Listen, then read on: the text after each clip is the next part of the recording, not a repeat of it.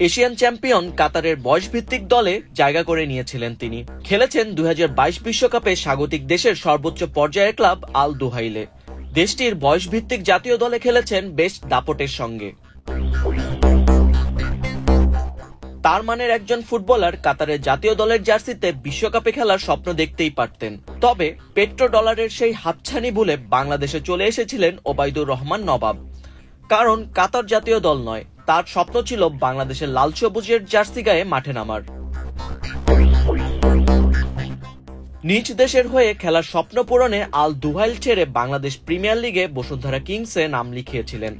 তবে ইনজুরির কারণে ঢাকার মাঠে খুব বেশি খেলা হয়নি তার। তবে স্বপ্ন পূরণে সর্বোচ্চ চেষ্টাই করেছিলেন।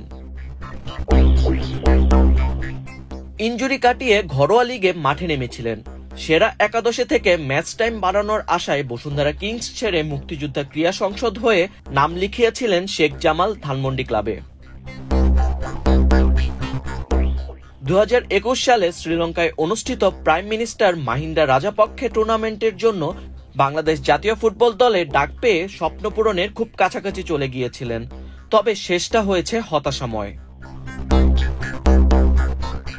ক্যারিয়ারকে সামনের দিকে এগিয়ে নিতে কাতারে ফিরে যাওয়াটাই যুক্তিযুক্ত মনে করেছিলেন নবাব।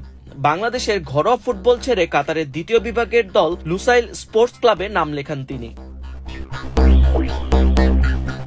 ফেনীতে জন্ম নেওয়া ওবায়দুর রহমান নবাব 2006 সালে পরিবারের সঙ্গে কাতারে পাড়ি জমান।